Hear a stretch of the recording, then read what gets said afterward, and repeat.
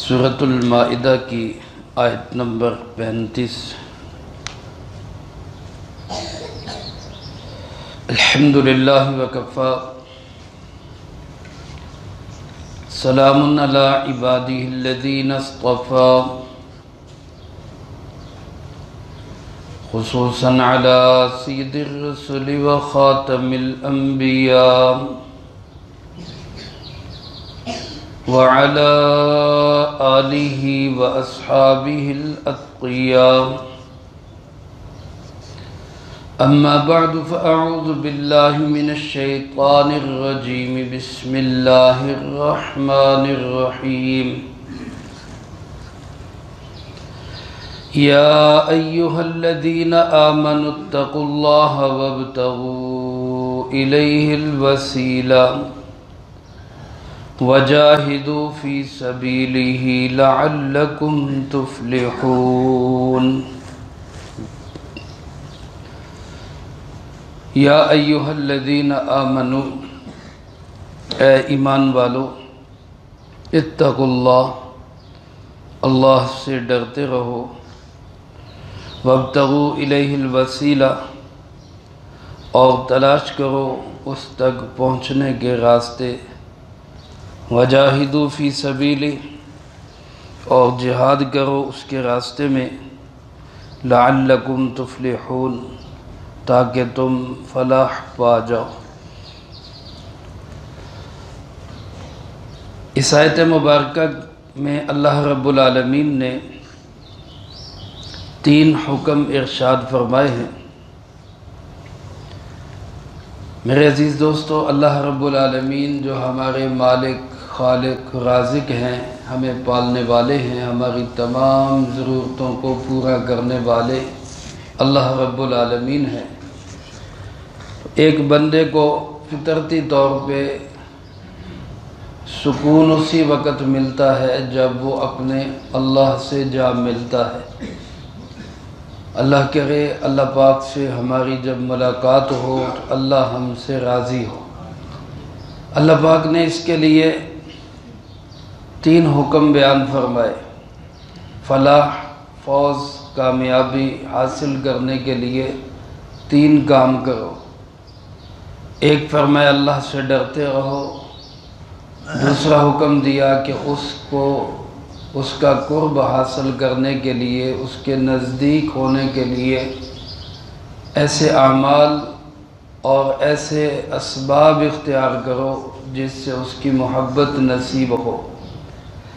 ان 2 چیزوں کی وضاحت گزشتہ درس میں ہو چکی ہے، اور تیسرا حکم جس کے متعلق آج گفتگو ہونی ہے وہ ہے جاہدوا فی سبیلہ، اس کے راستے میں جہاد کرو۔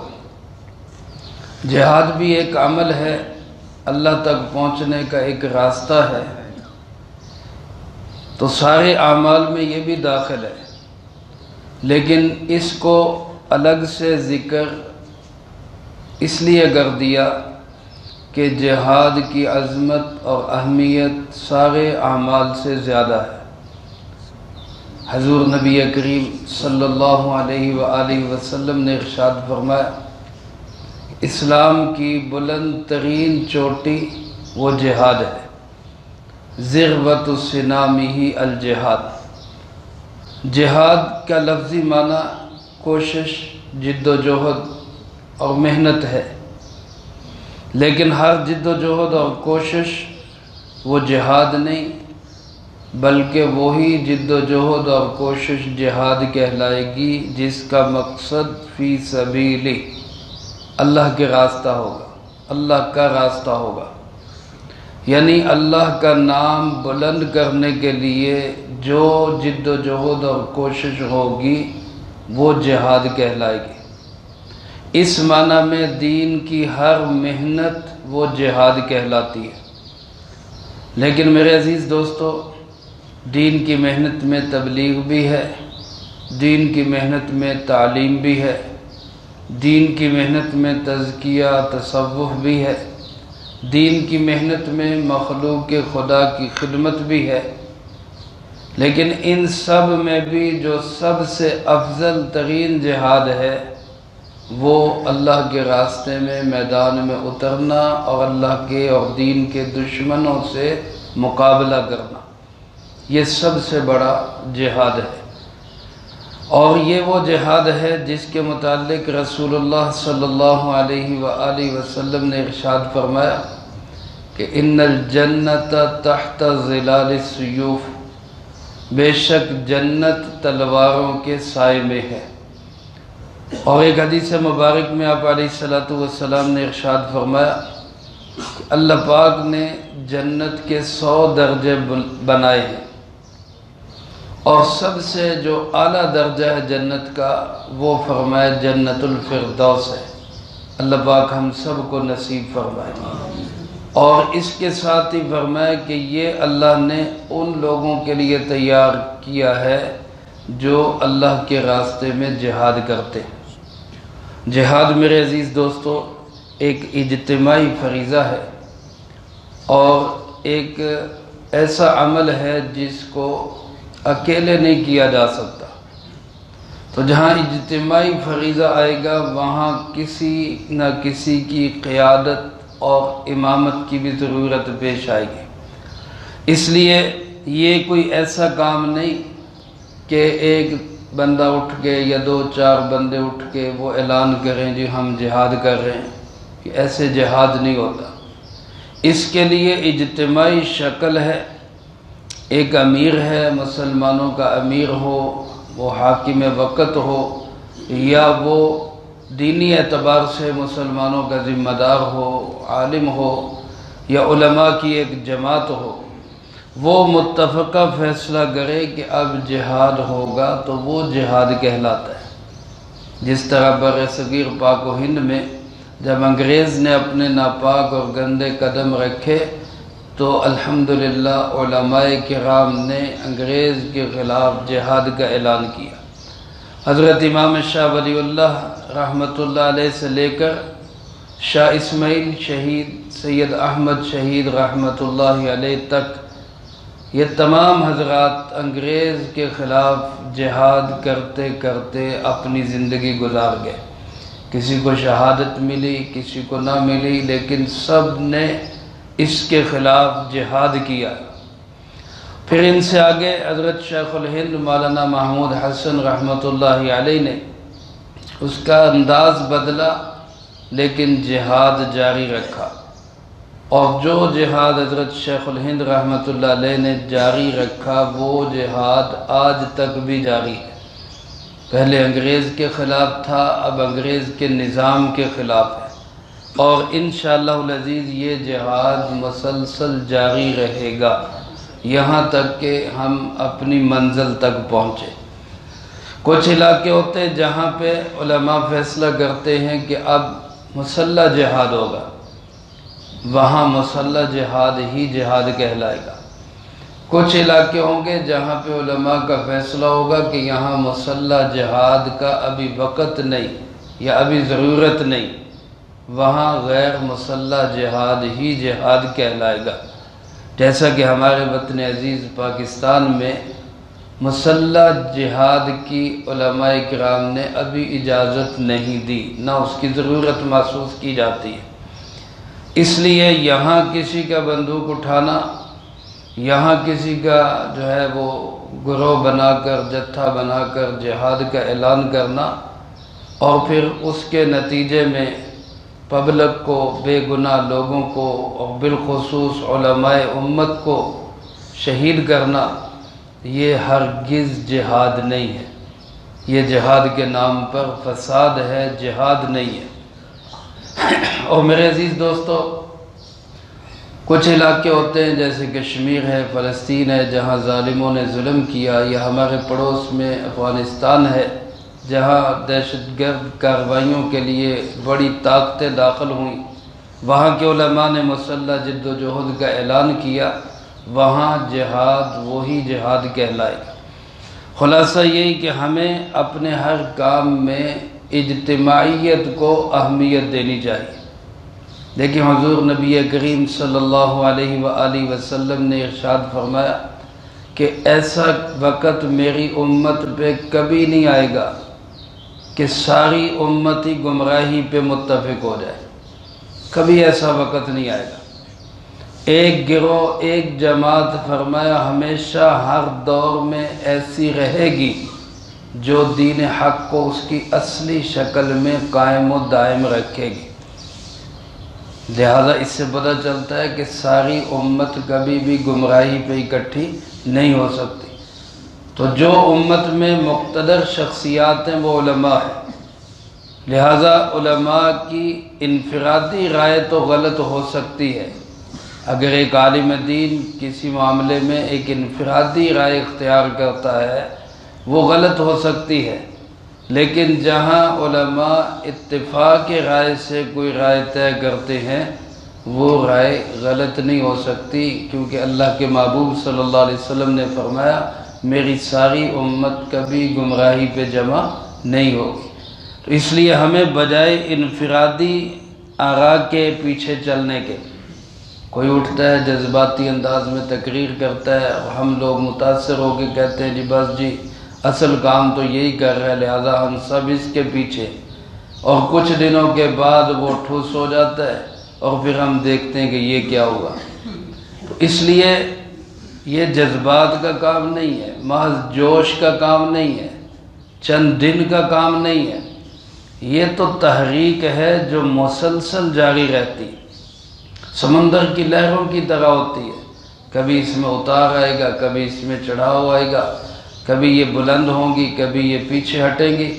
یہ تحریک مسلسل جاری رہتی ہے جب تک کہ وہ ساحل سے نہ لگے۔ جب ساحل سے جا لگے گی، منزل پہ جا پہنچے گی تو تحریک کامیاب ہوگی۔ اس لیے انفرادی آوازوں کے پیچھے چلنے کی بجائے ہمیں علماء کی اجتماعی قیادت کے پیچھے ہی چلنا چاہیے، اسی میں ہدایت ہے، اسی کے اندر ہمارا بھلا ہے۔ کچھ لوگ کہتے ہیں جناب اس طرح تو پھر ہمیں آج تک فوائد نہیں ملے، نتائج نہیں ملے، کوئی فائدہ نہیں ہوا، کچھ نظر نہیں آیا۔ تو بھائی نتائج کے ہم مکلف نہیں ہیں، فوائد و ثمرات کے ہم مکلف نہیں ہیں۔ ہمیں اللہ نے جو ڈیوٹی دی ہے وہ محنت کی ڈیوٹی دی ہے، جد و جہد کی محنت کرنے کی اللہ پاک نے حکم ہمیں دیا ہے کہ تم مسلسل جد و جہد کرو، محنت کرو، کام میں لگے رہو، اس میں فائدہ ہو تب بھی ٹھیک ہے، نہ ہو تب بھی اللہ کی مرضی۔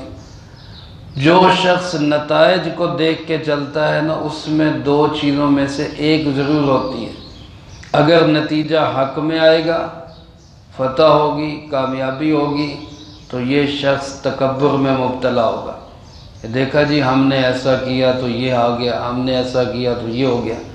تکبر میں مبتلا ہوا تو یہ بھی خطرناک ہے۔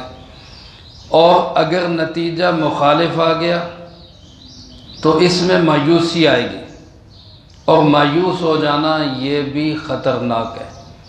اس لیے ہمیں دین نے یہ سکھایا ہے کہ نتیجہ کچھ بھی نکلے، نتائج سے بے پرواہ ہو کر دین کی جد و جہد اور محنت کرتے رہو بس۔ دیکھو میدان کربلا سجا، اس میں ایک طرف یزید کی فوجیں تھی، اس پلید کا لشکر تھا، اور دوسری طرف امام علی مقام سید الشہداء حضرت سیدنا حسین ابن علی رضی اللہ تعالیٰ عنہ تھے، اپنے خاندان سمیت۔ بظاہر جنگ کا نقشہ اور نتیجہ کیا ہوا کہ یہ شہید ہو گئے اور یزید کا لشکر غالب آ گیا۔ لیکن آج آپ ایمانداری سے بتائیں کہ جیتا ہوا یزید ہے یا جیتے ہوئے امام حسین ہے؟ آج بھی ساری دنیا جانتی ہے کہ جیت کس کی ہوئی ہے؟ امام حسین رضی اللہ تعالیٰ عنہ کی۔ تو میرے محترم دوستو، کام کرنے والے وہ ہمیشہ جیتتے ہی ہے، وہ شہید ہو جائیں تب بھی جیتے ہوئے، وہ غالب آ جائے تب بھی جیتے ہوئے۔ نتیجہ اس کے ہم مکلف نہیں ہیں، راستہ صحیح ہو، محنت صحیح ہو، جد و جہد صحیح ہو، عقیدہ نظریہ صحیح ہو، اس کے ہم ذمہ دار ہیں۔ اس کے بعد نتائج اللہ کے سپرد، کبھی وہ حق میں آئیں گے بدر کی صورت میں، کبھی وہ نتائج الٹ بھی ہو جائیں گے احد کی صورت میں۔ تو ہر حال میں ہم تو اللہ کے دین کی محنت میں لگے رہیں گے۔